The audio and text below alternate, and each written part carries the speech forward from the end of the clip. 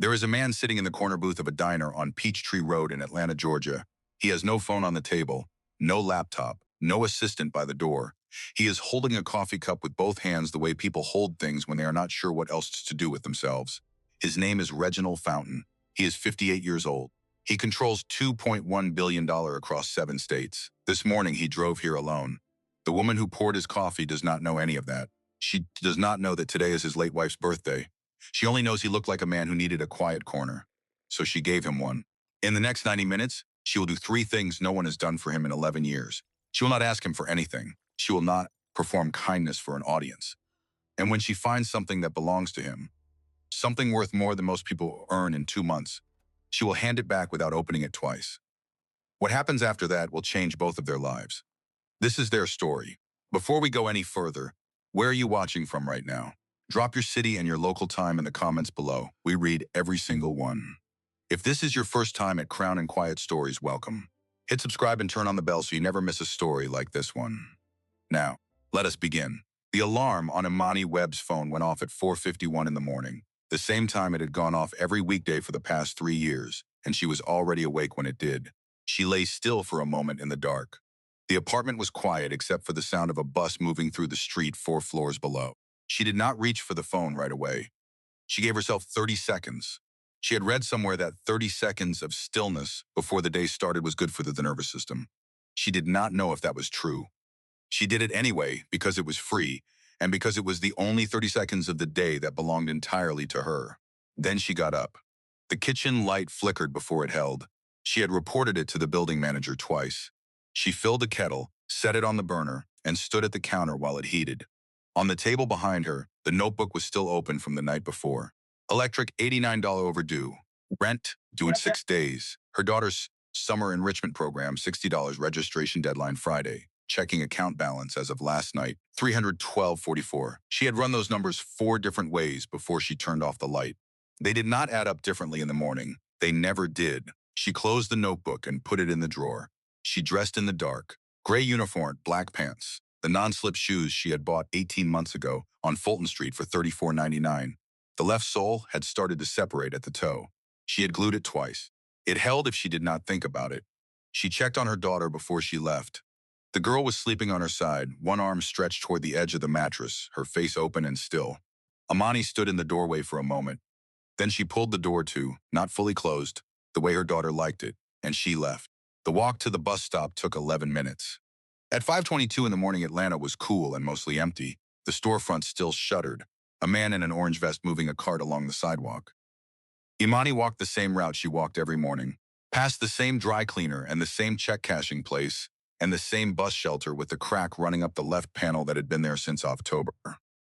The Peach and Crown Diner sat on the corner of Peachtree Road and Baker's Ferry, a low brick building with a yellow awning that had been there since 1987. She arrived at 5:39. Unlocked the side entrance, hung her bag on the second hook from the left, tied her apron with a double knot at the back.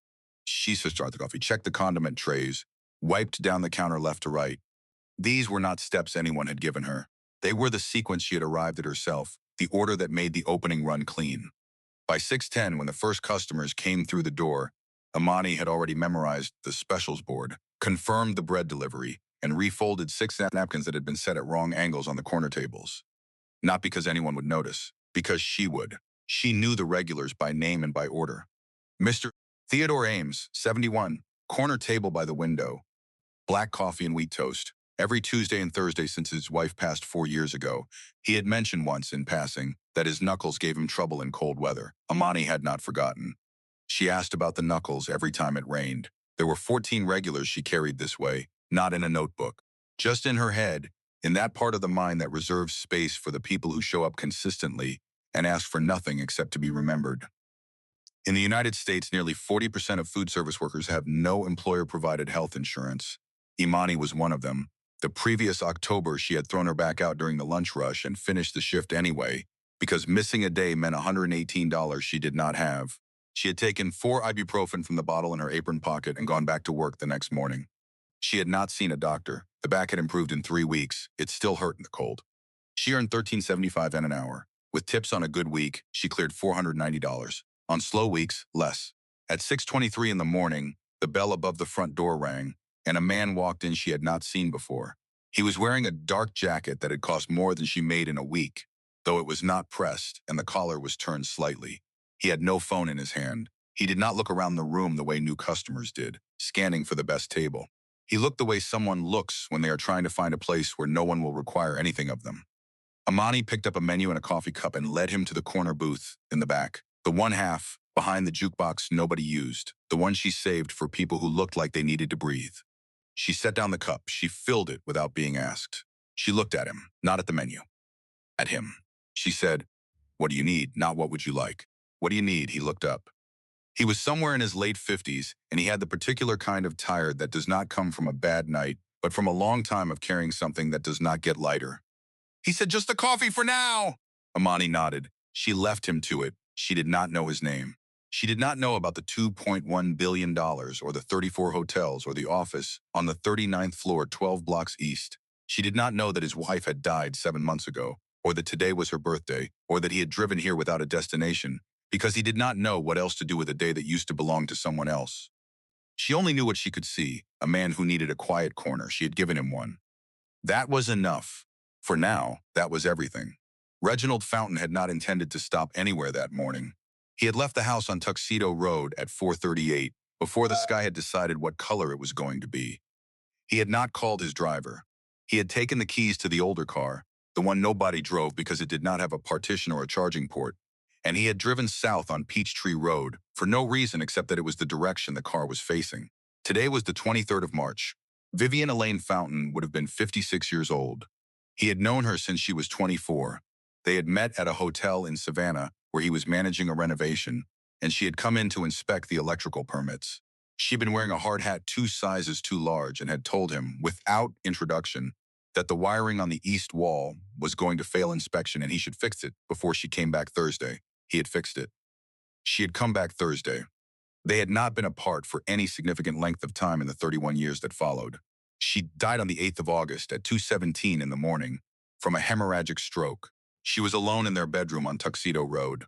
Reginald was in Houston reviewing occupancy projections on the 22nd floor of a property his company had recently acquired. He had spoken to her at 10:05 that night. She had sounded fine. She had asked if he had eaten a real dinner or just the minibar. He had lied and said a real dinner. She said she knew. She said good night. When he landed in Atlanta the following morning, his housekeeper was standing at the bottom of the jetway. She did not say anything. She did not need to. 7 months had passed. 7 months of board meetings and quarterly reviews and a profile in a trade publication that described him as one of the most resilient operators in the Southeast. He had read the word resilient and put the magazine in the recycling bin. Resilience was a thing other people decided you had. From the inside, it felt like learning to walk in a room where someone had moved all the furniture. Bridgeline Hospitality Holdings had begun as a single 40-room property in Savannah that Reginald purchased in 1903, using $40,000 borrowed from a woman named Eleanor Marsh, who had employed him a housekeeper at 22 and asked for nothing in return, but that he pay it forward when he could. He had repaid her in full in 1997, with interest she told him not to include. She died in 2009. He named the lobby of the Savannah property after her. The brass plate read, Eleanor Marsh Lobby. In memory of the woman who opened the door. He had written that inscription himself and shown it to no one before it went up. By the time Vivian died, Bridgeline operated 34 properties across 7 states, 4,200 employees, $619 million in annual revenue. Reginald knew all those numbers the way he knew his own shoe size. They were the scaffolding around the life. The life itself had been Vivian. He pulled into the parking lot of the Peach and Crown Diner at 6:19 because the light was on and the sign said open, and he had been driving for 90 minutes without stopping. The room smelled of coffee and butter and something faintly sweet from the kitchen. The ceiling lights were flat fluorescent, and the 12 or so customers scattered across the tables were each attending to their own morning with the private efficiency of people who had somewhere to be and no interest in anyone else's business. Nobody looked up when he walked in. He could not remember the last time that had happened. The woman who came to seat him was mid-30s, moving with the economy of someone who has learned to cover ground without looking like she is hurrying. She did not give him the performed smile of someone trained to smile. She looked at him, assessed something he could not name, and led him without asking to the corner booth in the back, the one half behind an old jukebox, where the light was lower and the noise from the kitchen was just far enough away. She had simply understood that this was where he needed to be. He had not said a word. She filled his coffee. She looked at him and said, "What do you need?" It was a question people had stopped asking Reginald Fountain a long time ago because his position made it seem unnecessary. His needs were anticipated, managed, delegated to staff who were good at their jobs. The question, asked plainly by a woman who did not know his name and had no particular reason to perform concern, landed somewhere he had not expected. He said just the coffee for now. She nodded and left. He sat with his hands around the cup and watched her work. She moved without wasted motion, stopping at the window table to say something to an older man that made him straighten slightly in his chair. The small lift of a person who has just been remembered by someone who did not have to remember. She handled something with the kitchen through the service window in 2 words and a gesture. She carried 3 plates and a coffee carafe simultaneously through the gap between 2 pushed-together tables, and while doing it caught the eye of a customer across the room who was trying to get her attention and nodded once in a way that said, "I see you, I am coming. You are not invisible." Reginald had spent 30 years building a company in this industry. He knew what good service looked like at every level, from a cleaned room to a managed floor. What he was watching was not service. It was something older and quieter than that. He did not check his phone. He thought about Vivian at a charity event in 2011, standing behind a folding table, pouring coffee for a man in a wheelchair. Not looking at the camera, someone was pointing at her from across the room, looking at the man, listening to whatever he was saying. Someone had sent Reginald the photograph the following week. He had put it in his wallet that same day. He pressed his thumb against the outside of his jacket pocket now, a reflex so habitual it had become invisible. The wallet was there. It was always there. He sat in the corner booth of the Peach and Crown Diner on Peachtree Road and watched a woman he did not know do her work with a quality of attention he recognized from somewhere very old inside himself, from the years before the buildings and the boardrooms, from the years when he had been the one moving through narrow spaces, carrying things, trying to be seen without asking to be. He did not know her name yet. He would. It happened at 7:14 in the morning. Mr. Theodore Ames had been sitting at his corner table for 41 minutes, working through his wheat toast the way he always did, tearing each piece in half before eating it. Imani had refilled his coffee at 6:52. She had noticed, when she set the carafe down, that the knuckle on his right index finger was swollen again. She had poured the coffee slowly so the heat had time to warm the cup before he picked it up. She had not mentioned the knuckle. She never did.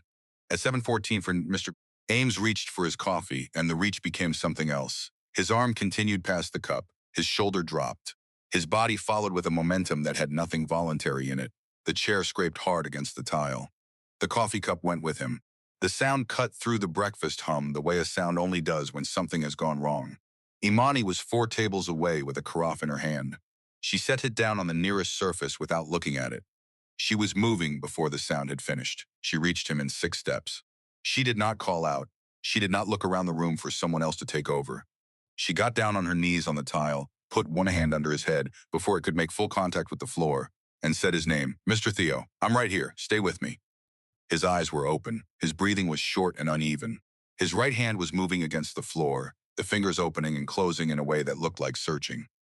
Imani took his hand. She held it. She looked up long enough to say clearly to the room, "Someone call 911. Tell them elderly male, possible cardiac, Peach and Crown Diner, Peachtree Road and Baker's Ferry." Then she looked back at Mr. Ames and did not look away again. She stayed on the floor. She held his hand. She kept saying his name. In the United States, 27% of adults over the age of 65 live alone. On the day a medical emergency occurs, the person most likely to be present is not a family member. It is a stranger. On this particular Tuesday morning, the stranger was Imani Webb, who had known this man's cough, order, and the state of his knuckles for 3 years, and who held his hand for 11 minutes until the paramedics came through the door. She did not let go until they asked her to. The paramedics asked questions, and she answered them in the same clear voice she had used to call out the address, his name, his age as best she could estimate, that the fall had been sudden with no warning signs she had seen. They had Mr. Ames on the gurney, and through the door in 4 minutes and 20 seconds. Imani stood up from the floor. Her knees were sore from the tile. There was a coffee stain on the front of her uniform. She looked at the table where he had been sitting, at the half-eaten toast still on the plate, at the empty chair pushed at the wrong angle, at the place where he had been 40 minutes ago doing what he did every Tuesday and Thursday because routine was the shape life takes when the person you built it with is no longer there. Chester Pruitt appeared beside her. "You good?" "Yes," she said. Table 6 needs clearing. I know, she said. She picked up her carafe and went back to work. From the corner booth, Reginald Fountain had not moved. He had watched all 11 minutes. He had watched Imani go to the floor without hesitation, hold the old man's hand, say his name with weight behind it. Not a performance of care, but the actual thing, deployed without audience and without any expectation of return. He had watched her answer the paramedics with the precision of someone who had been paying attention, not because it was required, but because she had decided the people in her section were worth it. He had watched her stand up, look at the empty chair for one moment, and go back to work. He thought about Vivienne. He thought about the bedroom on Tuxedo Road at 2:17 in the morning, the floor cold, the room empty. No one had been beside her. No one had held her hand. No one had said her name in that steady voice that means, "You are not alone, I am not leaving." He sat with that for a long time. At 8:11, 47 minutes after the paramedics left, Reginald reached into his jacket pocket for his phone and realized the pocket was flat in a way it should not have been. He checked inside, left exterior, right exterior. He stood and checked the bench and the floor beneath the table. The wallet was not there. He went to the counter. The cashier had not seen it. He was about to ask for Imani when she came from the direction of the kitchen with a fresh carafe, looked at him directly, and reached into the front pocket of her apron. She set the wallet on the counter between them. Brown leather worn at the corners closed. She had not opened it. He knew this without needing to be told. "You left this," she said. That was all. Reginald looked at the wallet. He thought about the $3,200 folded inside it, about what that number represented against a $947 rent payment due in 6 days, and a checking account balance he did not yet know was $312.44. He thought about the photograph of Vivienne that was also inside, the one of her pouring coffee for the man in the wheelchair, looking at him, listening, not performing anything for anyone. He picked up the wallet. He started to say something. She had already turned back to the floor. He stood at the counter for a moment. Then he took out his phone and opened the notes application and typed 4 words. Imani Webb, Peach and Crown. He left a $40 bill under his coffee cup for a $4.75 check, picked up his jacket, and walked out into the morning. Reginald did not go back to the office that morning. He drove east on Peachtree Road and then north, the city moving past the windows in the way it does when you are driving but not going anywhere. The wallet sat on the passenger seat. He had not opened it yet. He stopped at a light on Ponce de Leon and picked it up. He opened it. The $3,200 was there, undisturbed, the bills folded the way he had folded them 2 days ago, and in the flat interior pocket, worn smooth from years of being opened and closed, the photograph. He looked at it for a long time. Vivienne was standing behind a folding table, holding a coffee carafe in both hands, leaning slightly forward to pour for a man in a wheelchair. She was not looking at the camera. She was looking at the man, fully, in the way she looked at everyone she talked to, as if whatever they were saying was the most important thing being said in the room. She was not performing generosity. She was not aware of being watched. She was simply there, in the way that only certain people know how to be simply there. Someone had taken the photograph from across the hall at a charity breakfast in February of 2011 and sent it to him the following week with a note that said, "Your wife is something else." He had put it in his wallet that same afternoon. He had carried it for 13 years. 13 years. The light changed. He pulled over instead of driving. He sat in the car and thought about a woman he had not known until this morning, who had gone to her knees on a cold tile floor for an old man who was not her responsibility, who had held his hand for 11 minutes without being asked, and who had then found a wallet containing $3,200 in cash and returned it without opening it twice.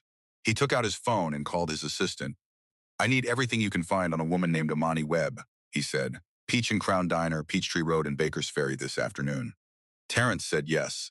By 2:30, the file was on Reginald's desk. Employment history at the diner, 3 years and 4 months. Housekeeping before that. A lease on an apartment in the West End, current. A daughter, 7 years old, enrolled at Tanner Elementary. No bankruptcies, no liens. And at the back, one additional document Terrence had attached because he understood what was actually relevant. A job application. Filed with Bridgeline Hospitality Holdings in March of 2021 for the position of front desk supervisor at the Midtown Atlanta property. The cover letter was 4 pages, written in precise language that described specific systems Imani had built, specific problems she had solved, specific results she had produced. It was not a template. It was the work of someone who had spent serious time thinking about what they knew and how to say it without wasting anyone's time. At the bottom of the file, a single line in the HR system. Status, declined. Reason, insufficient formal qualifications, no college degree, not advanced to interview. Reginald read that line 3 times. He set the file down. He picked it up. He read it again. He thought about himself at 22, on a cot in the supply closet of a small hotel in Savannah. Eleanor Marsh handing him a mop and telling him to start with the third floor and work his way down. That instruction had been the beginning of everything he knew about how a building ran and how the people inside it deserved to be treated. Eleanor Marsh had not asked him for a degree. She had asked if he was willing to work. He had said yes and meant it, and she had seen that he meant it, and that had been enough. He had named the lobby of the Savannah property after her when she died. The brass plate read, Eleanor Marsh Lobby, in memory of the woman who opened the door. He had written that himself. He opened his desk drawer and took out the small flat box in the back. Inside, on velvet that had faded from green to gray, was the first room key Eleanor had ever given him. Room 312, Savannah Riverside Inn, August 1991. 32 years. He had kept it for 32 years and never explained why to anyone. He set it on the desk next to the file. Then he picked up the photograph of Vivienne and set it next to the room key. 3 things on his desk now.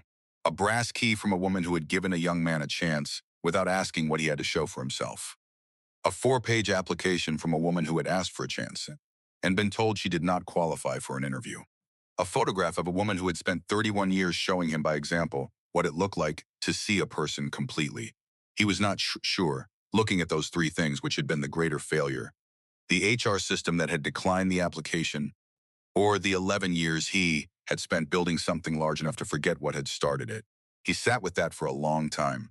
Then he picked up the phone and called Phyllis Gaines, head of human resources, 11 years with Bridgeline, not accustomed to hearing from Reginald directly at 4:47 on a Tuesday afternoon. Pull a declined application from 2021, he said. Imani Webb, front desk supervisor, Midtown property. Then tell me what we would need to do to bring her in. Phyllis said she would call him back. Reginald said there was no need. He would wait. She found the application in 11 minutes. She read it while he waited. When she finished, she was quiet for a moment in the way of someone adjusting their thinking. She was declined because she didn't have a degree, Phyllis said. I know. I read the notation. A pause. She's still at the diner? As of this morning. I can have a formal outreach prepared by Thursday. Reginald looked at the 3 things on his desk. The room key, the rejected application, the photograph. Make it Wednesday, he said. The envelope arrived at the Peach and Crown Diner on a Wednesday morning at 7:51. Not by mail, by hand. A woman in a gray blazer walked in, asked for Imani Webb by name, set a sealed white envelope on the counter, said this is fruit from Mr. Fountain, and walked back out the door without ordering anything. Imani looked at the envelope. Then she put it in her apron pocket and went back to her section because table 9 needed clearing, and the 8 o'clock rush was 40 minutes away. She opened it on her break at 10:23, sitting on the metal step outside the side entrance where the delivery trucks came. Inside was a single sheet of cream-colored paper. Bridgeline Hospitality Holdings letterhead, 1 Midtown Tower, 39th floor, Atlanta, Georgia. A formal invitation to interview for the position of Operations Development Associate, a newly created role within their Atlanta Operations Division. Base salary of $54,000 per year. Full medical and dental coverage. A retirement contribution match of 4%. Enrollment in the Bridgeline Professional Development Program, which covered job-related tuition at 100% with no cap. At the bottom, in handwriting that was not the same as the typed text, 2 lines. I watched you work on Tuesday. You were already doing this job. You just weren't being paid for it. R. Fountain. Imani read the letter twice. Then she read the 2 handwritten lines a 3rd time. She sat on the metal step with the letter in her hands. The alley behind the diner smelled of coffee ground trees and exist, the particular March warmth that comes before the real heat, the sun already working on the concrete, a delivery truck idled at the far end. She thought about $54,000. She thought about what that number looked like against $947 in rent and $89 overdue and $312.44 in a checking account she had been running the same arithmetic on for 3 years. She thought about her daughter's summer program registration due Friday, $60 she had been preparing to ask to defer again, the same way she had the year before. She thought about the wallet on the counter. She thought about the photograph inside it, the woman pouring coffee for the man in the wheelchair, not looking at the camera, looking at the person in front of her. She folded the letter carefully and put it back in the envelope. She went inside. She finished her shift. That evening, she called Bridgeline's main number, reached Phyllis Gaines's voicemail, and left a message that said she had received the letter, she was interested, and Thursday morning worked if it was still available. She spoke clearly and without apology or excess. Then she hung up, made dinner, sat with her daughter at the kitchen table while she worked through her homework worksheet, and did not mention any of it. The interview was Thursday at 10 a.m., 37th floor of 1 Midtown Tower. Imani arrived at 9:41 wearing the navy blazer she had bought for a funeral 2 years earlier and had not worn since. She had looked up Bridgeline the night before with of someone who cannot afford to be underprepared. Their annual revenue, their full property portfolio, the name and property type of every Atlanta general manager, the guest demographic profile of each location. Phyllis Gaines conducted the first portion, asking questions specific enough to distinguish someone who understood the work from someone who had learned to describe it. Imani understood the work. 2 members of the operations team followed. She answered every question directly, cited specific examples by number and outcome, and when she did not know something, said she did not know it, and described exactly how she would find out. The third portion was with Reginald. He was seated at a round table with floor-to-ceiling windows behind him, Atlanta in the late morning light. He stood when she entered, which she had not expected. He said, "Thank you for coming." She said, "Thank you for the letter." A brief pause. He gestured to the chair across from him. They talked for 37 minutes. He asked about her systems, her method for managing a full section without written orders, how she handled the friction between kitchen and floor. He asked what she would do differently with an operation of 400 rooms instead of 14 tables. She told him, specifically, with the same directness she had used with the paramedics, the same quality of attention she brought to everything she did when she had decided it was worth doing right. He listened without the performing attention look of someone waiting to speak. At the end, he leaned back and said, "I owe you an apology. You applied here in 2021. We declined without an interview because you don't have a college degree. I didn't know about that application until Tuesday, but it happened in my company, and I am sorry." Imani was quiet for a moment. "I appreciate you saying that," she said, "but I'm not here because of the apology." He looked at her. "I'm here because I want to do the work, and because the letter said I'd be able to." It was the right answer, not the strategic one, not the humble one, the true one. That afternoon, Jasper Howell, Bridgeline's CFO, requested an urgent meeting. He had concerns. No formal management credentials, no degree, no industry certification. He listed them in the measured tone of someone who had confused process with judgment for so long that the two had become indistinguishable to him. He mentioned the board. He mentioned precedent. He mentioned the optics of a hire at this level with this particular background. Reginald let him finish. Then he said, "She returned $3,200 she found in a wallet that had no name on it. She held a stranger's hand on a diner floor for 11 minutes because he needed someone to." A pause. "I want that person in this building." The meeting ended. The offer letter arrived by email at 4:18 that afternoon, start date April 7th. Operations Development Associate. $54,000. Benefits effective day 1. Imani read it at her kitchen table after her daughter was asleep. The apartment was quiet around her. The notebook with the numbers was still in the drawer where she had put it that morning. She did not open it. She did not need to run the arithmetic again. She set down her phone. She sat with the quiet for a long moment, the kind of quiet that comes after something has shifted and the room has not caught up yet. Then she went to the kitchen, took her uniform apron from the hook by the door, folded it neatly, and placed it on the counter. She would return it in the morning. 16 months later, Imani Webb arrived at work at 7:38 in the morning. Not at the Peach and Crown Diner on Peachtree Road. At the Bridgeline Crown Hotel on Peachtree Center Avenue, 11 blocks north, 32 floors of glass with Reginald Fountain's company name above the entrance. She parked in the employee structure, took the elevator to the 4th floor, and walked the length of the operations corridor to the office at the far end with more door. Imani Webb, operations supervisor.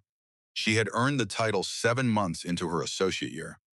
Not by asking for it, by doing the work until the title caught up. Her salary was $61,500 after the performance review in January. The notebook with the numbers was still in her kitchen drawer. She had not opened it in 14 months. The rent was paid. The electric bill was current. Her daughter had attended the summer enrichment program and started 2nd grade in September with the quiet confidence of a child who had spent the summer doing something that challenged her and found out she could do it. These were not small things. Imani did not speak about them to her colleagues, because the distance between where she had been and where she was now was not a story she owed anyone. It was simply hers. She had been at her desk for 40 minutes when the email from Terrence flagged a document for her review. The enrollment report for the Bridgeline Professional Development Program, the tuition fund buried on page 61 of 87 of the Employee Handbook. Active for 4 years, enrollment rate across all properties, 2.1%. She had read that number in her 4th week on the job, gone directly to Reginald's office, and knocked. He had looked up from his desk and decided to be interrupted. She said, "There is a tuition program almost no one knows exists. I want to build something around it." He said, "Tell me what you need." She had told him.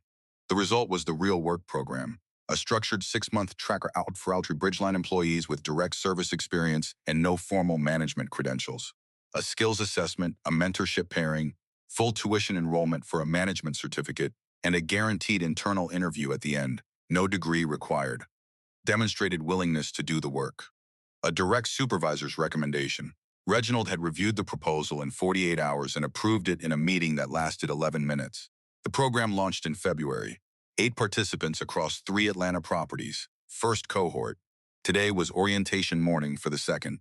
The conference room on the second floor held 4 people around a small table. A man of 51 who had worked hotel housekeeping for 9 years and been told twice that front desk was not the right fit. A woman of 34 who had been in food service since she was 19. A man of 27, a bellman, twice passed over for a front desk position because he lacked the required certification. And a woman of age 29 submitted a referral with a note that read, "She is the best I have ever managed, and we are going to lose her if we do not give her somewhere to go." Imani had read all 4 files the night before. She had sat at her kitchen table the same way she used to sit with the notebook of numbers, going through each file carefully, remembering the specific weight of being a person whose capabilities had never been measured by the right instrument. She came in carrying a tray with 4 cups of coffee, already poured, and set one in front of each person. She did not ask if they wanted it. She sat at the side of the table, not the head, in the same row as the others, and looked at the woman of 29 who was holding her program materials with both hands and whose fingers were not quite steady. Imani recognized that. She had been that. She said, "No, what do you need? Not what do you want? Not how can I help? What do you need?" All 4 of them looked at her with the attention of people who've just question asked in a way they were not expecting, trying to decide if it is real. It was real. Imani sat with them for an hour. She told them about the program, what she expected, and what they could expect in return.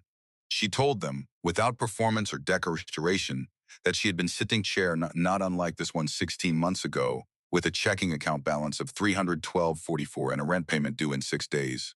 She told them this not because it was dramatic, but because it was true, and because the most useful thing she could give them was not inspiration, it was information. The clear and specific knowledge that the distance between where they were and where they could be was not talent or timing or luck arriving on its own. It was a door. The door was already there. She was going to show them where it was. She was not finished. She was beginning. 11 floors above, in the corner office on the 39th floor, Reginald received the orientation report from Terrence at 10:17. 4 participants, 100% present. Session underway. He read it. He set it on the desk. He opened his wallet. In the interior pocket where Vivian's photograph had once lived, folded off from months of being opened and reread, was a small square of paper. 2 handwritten lines. "I watched you work on Tuesday. You were already doing this job. You just weren't being paid for it." He had written those words to Imani. He kept them now as a reminder to himself of what it cost to see someone clearly and what it cost to look past them. The photograph of Vivian stood in its frame on the corner of the desk, where he could see it every morning when he sat down and every evening when he stood up. It was no longer something he carried hidden. It was out where it could be seen, where she could be seen, the way she had always deserved to be. He set the wallet beside the frame, next to the photograph, next to the room key from room 312, Savannah Riverside Inn, August 1991. He picked up his pen. He began. "There is a question I have been turning over since I started writing this story. It is not about what happened between Imani and Reginald. It is about something smaller, a moment no one would have written down. Someone at a charity breakfast in 2011 took a photograph of a woman pouring coffee. She did not know she was being photographed. She was not looking at the camera. She was looking at the person in front of her, and her attention was complete and entirely real. The person who loved her for 31 years understood that this, exactly this, was who she was. Not the gala photograph, not the magazine cover, the one where no one was watching. Most of us will not be photographed in our best moments. Most of the time there is just the tile floor and the man who needs someone to hold his hand, and the question of whether you are going to put down the carafe. I believe there are more people like Imani in this world than we are led to think. I believe the only thing standing between them and something better is one person, willing to look up and actually see them. That is not a small thing. That is everything. There is a question I want to leave you with before you go. Not about Imani, not about Reginald, not about the $3,200 in the wallet or the letter of the program, and with 8 participants in the first cohort, and 4 more in the second. About you. Was there ever a moment in your life when someone chose to see you? Not to fix you, not to rescue you, not to take credit for what you became, just to see you clearly at the moment when you most needed to be seen and to act on what they saw. Maybe it was a teacher who kept something you made because she understood it meant something. Maybe it was a stranger who asked you a real question, the kind that comes from someone who actually wants to know the answer, not the kind people ask because they are waiting to talk.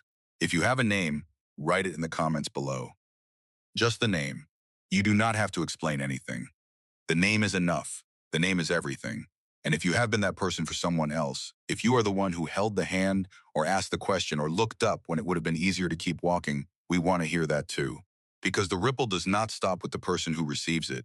This story is fiction, but the 312:44 balance is real. The 6-day deadline is real.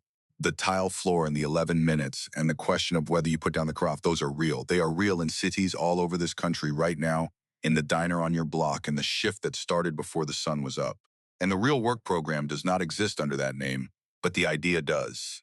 Right now, there are development programs that the people who need them most do not know about, because the information is buried on page 61 of a handbook no one reads. If you are in a position to change that, even for one person, this story is asking you to do it. If this found something real in you today, share it with someone who needs to hear it. Not tomorrow. Today. Subscribe to Crown and Quiet's stories and turn on the bell so you never miss a story like this one. Stay kind, stay blessed, and never underestimate the power of one quiet act of love.